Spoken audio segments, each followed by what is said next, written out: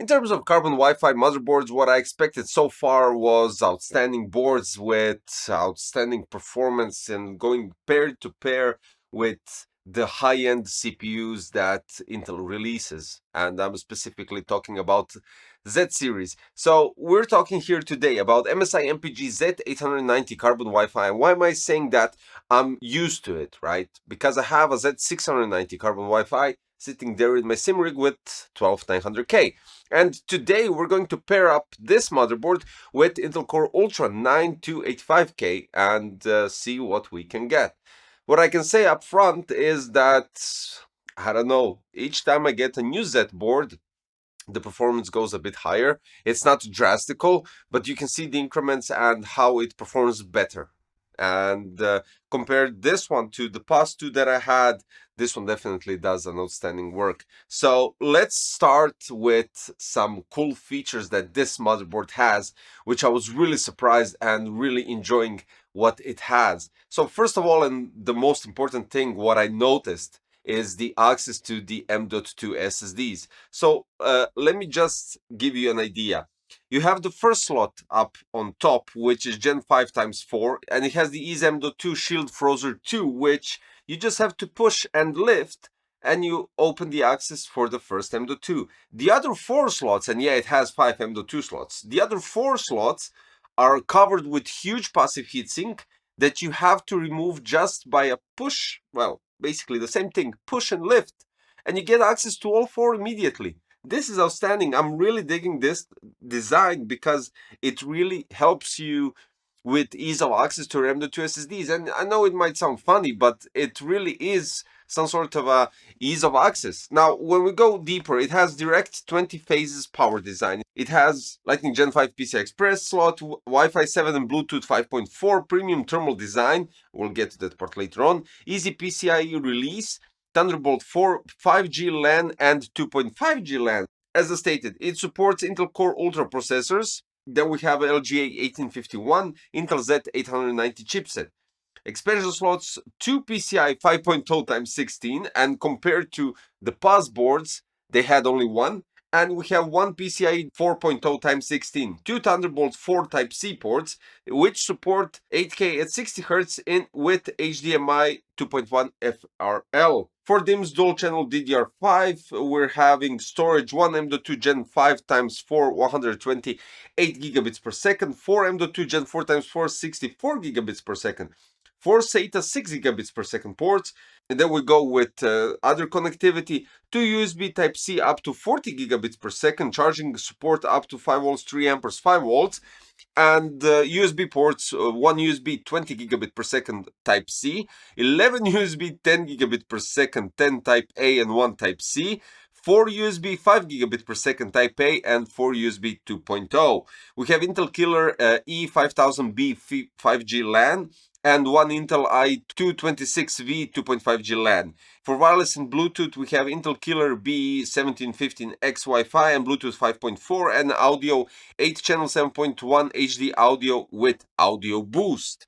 Going quickly through the design, as you can see and as you can notice, we're having 2 EPS right above the DDR5 slots, so it's kind of strange at this point, but this is already the second board that I'm encountering this, so yeah. Then we have 3 PWM, which one is for the pump and the other one is for CPU fan. Then addressable RGB 5 volt 3-pin connector, 24 pin. Next to that we have something that is also quite easy for us when we're talking about placing other components inside. Apart from the M.2, we have a button that releases and locks the GPU, which is quite handy. So you press it, lever slides out, you can place the GPU or remove it, and then you can lock it just by pressing the button again. Outstanding. At the bottom we have 5 volts addressable RGB header right next to the front panel header. Then we have additional PWM headers, 2 USB 2.0, another 5 volts addressable RGB header, 8-pin PCI Express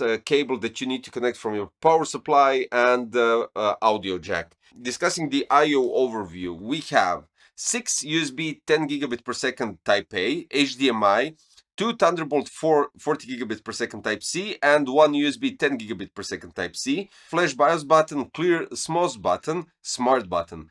2.5G LAN and 5G LAN. Then we have 4 USB 10 gigabit per second Type A, Wi-Fi and Bluetooth antennas, line out, microphone in, and SPDIF out. Talking about the visual aspect, because I have to mention that we have huge passive heat sinks on the VRMs, which are doing the proper job cooling it down and keeping it, well, basically keeping it stable. We have a huge Dragon logo that lights up. And the interesting part of the first heatsink on the M.2 slots, we have the carbon and the logo lighting up. And how does that work since it's detachable? You actually have a header that when you lock it in place, it connects to twin headers on the motherboard. And this is how you get the possibility to control it, first and foremost, and to light it up. That's cool. Actually cool. It looks really nice. The board is really nice. Standard carbon Wi-Fi board, which just looks amazing.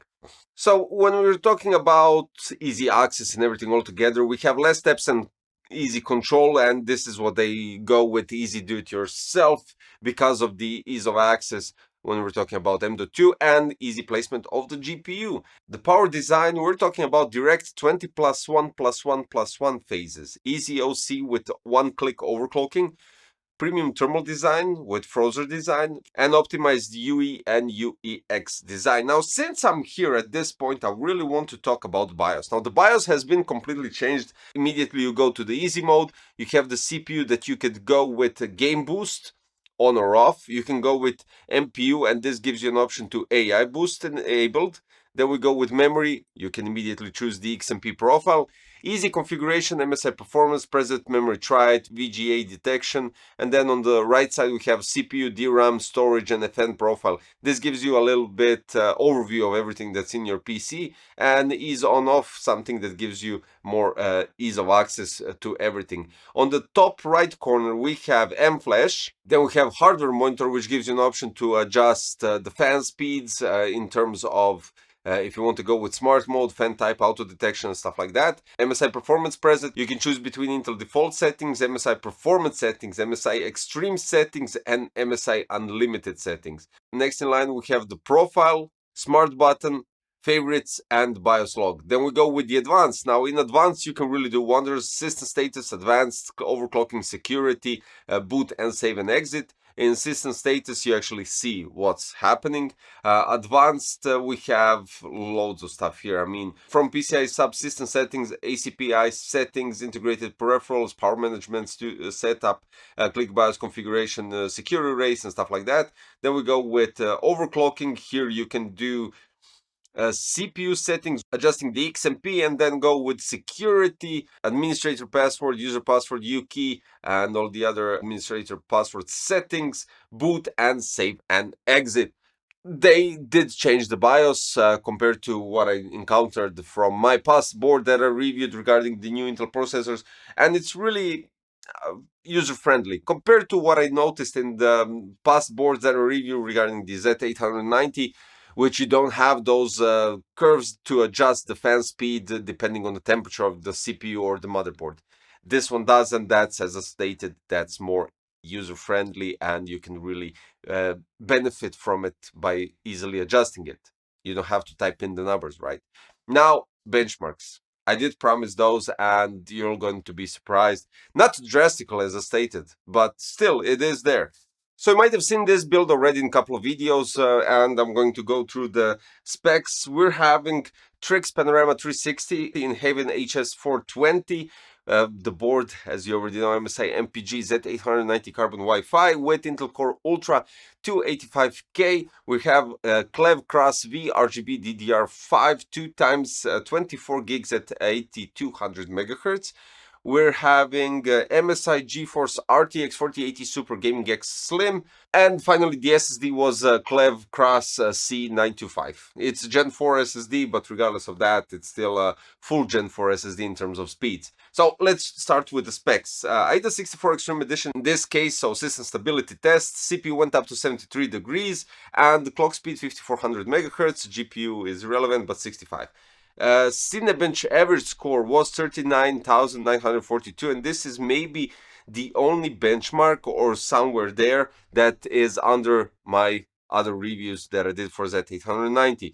But in general, the thermals were around 70 degrees on average, 5400 megahertz clock speed, and on average, as I stated, 39,942. Then we go with AIDA cache and system memory. Read speeds 119.30 gigabytes per second, 103.62 gigabytes per second. Write copies 107.9 gigabytes per second, latency 87.4. I'll be honest with you, on this board, with these RAMs, I achieved the highest scores out of all the DDR5s that I tested, well, at least in write speed, but the write and copy wasn't that far off, so yeah. Corona 1.3, outstanding, 45 seconds, like everything that I tested so far, 10.7 million samples per second, and Corona 10, 12.7 or 697,092 samples per second, which is really close. It's really close to the other motherboard. Then AIDA 64 AES, 251,971 megabytes per second. Indigo benchmark bedroom 3.370 millisamples per second. Supercar 8.720 millisamples per second. Outstanding. CPU profile, it starts with max threads 18,902, then we have 15,163 and 9,600. Eventually, it's either above or quite close, really close. Then since I was at Kleb Memory, it's time to go with Kleb SSD, Kras C925. SSD read speed 6567.24 megabytes per second, write speeds 5824.01 megabytes per second. Out of this benchmark, read speed 6.91 gigabytes per second, while the write speed 6.34 gigabytes per second. And then we have Crystal Diskmark, read speed 7300. 77.09 megabytes per second, while the write speed 6241.47 megabytes per second. And then we go with, I totally skipped it because I went with CPU profile, I didn't continue with TimeSpy and Firestrike. As you can see from the charts, it's either really close or above. So TimeSpy Extreme at 13,113, while the CPU score was 13,246. TimeSpy 22,909. And CPU 19,000, almost touching 20,000. Firestrike Ultra 17,508, and combined score was 54,000, almost touching 55. Firestrike Extreme 29,500. Physics score really close to 50k. And then we go with combined score 13.5k, Firestrike 41,500, physics score 55,000, and you can see that it's actually being really close. And then we go with Geekbench 6 multi-thread score 23,079 and single thread score 3,273. And this is honestly not strange, at least for me, because everything that I encountered regarding MSI products, well, let's stick to this board and the one that I have. It performed outstanding in terms of giving the stability and just regular raw performance. It's not that I'm talking directly here about the CPU, because I already did a review on that and my opinion still stays the same. I'm just comparing Z890 boards. So this one is currently top of the line. So all in all, first of all, I'm enjoying ease of access to your SSDs. Specifically, it's not that important for the first one as it is for the other four, because when you remove that huge passive heatsink, you're actually getting access to 4 M.2 SSDs, and that's great. And of course, the quick release for the GPU, I'll call it a quick release, even though we're not talking about sim racing, but quick release for the GPU. That's just so easy accessible, and you don't have to fiddle around with that lever that holds the GPU additionally to the PCI slot. Not to mention the insane power design with 20 plus 1 plus 1 plus 1 phases.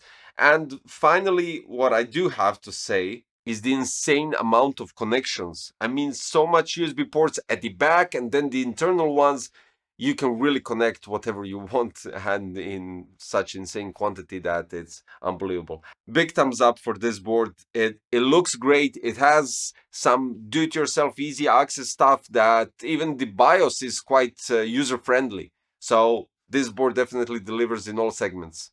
Specifically PC Crazy approved badge, because I don't usually give up badges towards motherboards, but this one did impress me quite a lot, specifically with those features that I mentioned. So guys, yeah, that's it. The links for the MSI MPG Z890 Carbon Wi-Fi are in the description below, and if you wish to pair it up, of course you have to pair it up with the Ultra processor, Intel Core Ultra 9 285K is in the description below, and that's all there is to it, guys. Don't forget to subscribe, hit the like button, click the notification bell, and I'll see you soon in another one. Bye bye.